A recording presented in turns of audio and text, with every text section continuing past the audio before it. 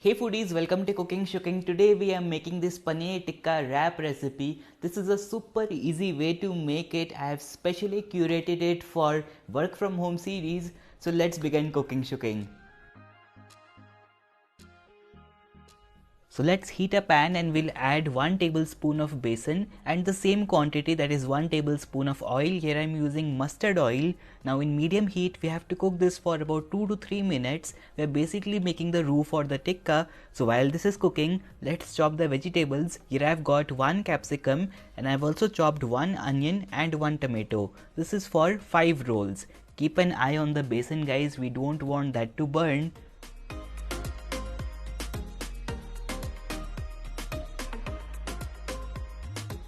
Here I've also got paneer, which is 200 grams. I'm chopping this into about 24-25 pieces.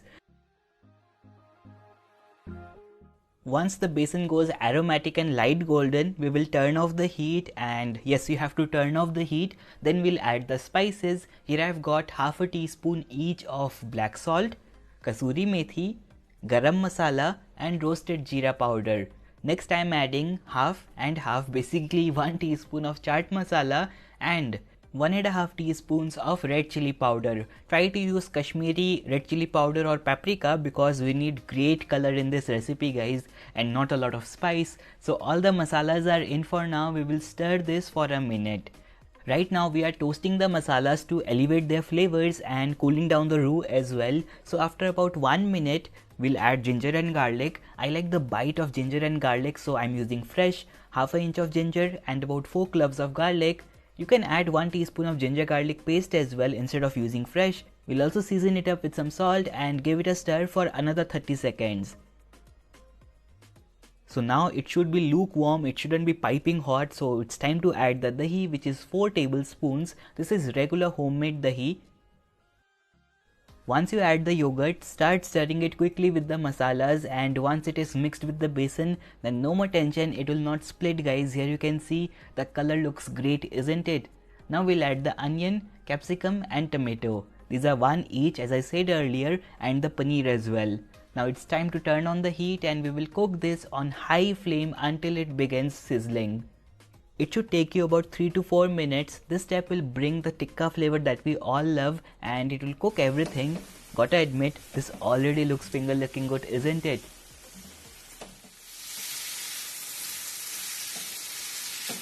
This sound is why I love cooking guys. Here you can see it looks great. Our paneer tikka is sizzling and smoking hot. We don't want dry stuff in our rolls, so this has dried up a lot. We'll add water into it to make it saucy. Here I've got about 1/3 cup of water. Once you add the water, again give it a stir and let it cook for a couple of minutes.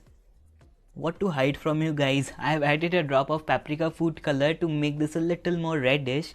You can also make this paneer tikka guys and keep it in an airtight container for up to 2 days in the fridge.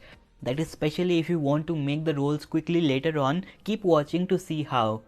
Here our lip smacking saucy paneer tikka is ready for the rolls. Now for making the wrap or the rolls, here I have got frozen puff paratha, which is perfect for making this recipe. You can also make these parathas at home. This brand sent me a lot of these 2 months back and our collab didn't close, so I have to use this.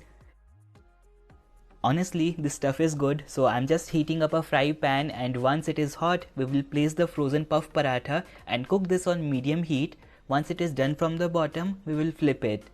You basically have to cook this on medium heat. Guys, I've tried a couple more recipes with this puff parathas as I had a lot of them, and especially when you bake these puff parathas, the result is fantastic. Let me know if you want to watch those recipes as well. Here our crispy and flaky paratha is done. Let's take it out in a plate.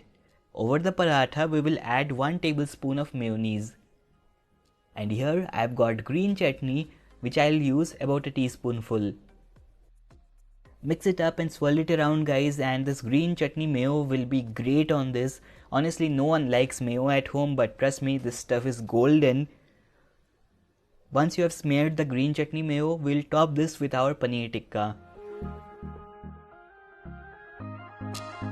Load it up evenly guys, and then we will top it with some chopped onions, chopped coriander and green chili. These things are optional, you can skip it if you want to, but it makes the experience better.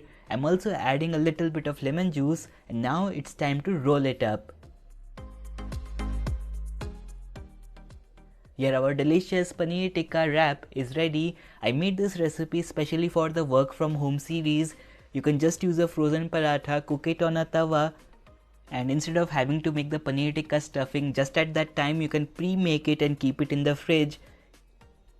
When you want to eat it, heat it, stuff it in the roll and enjoy homemade paneer tikka rolls, guys. These will be much better than the ones we used to have outside. So when are you making them?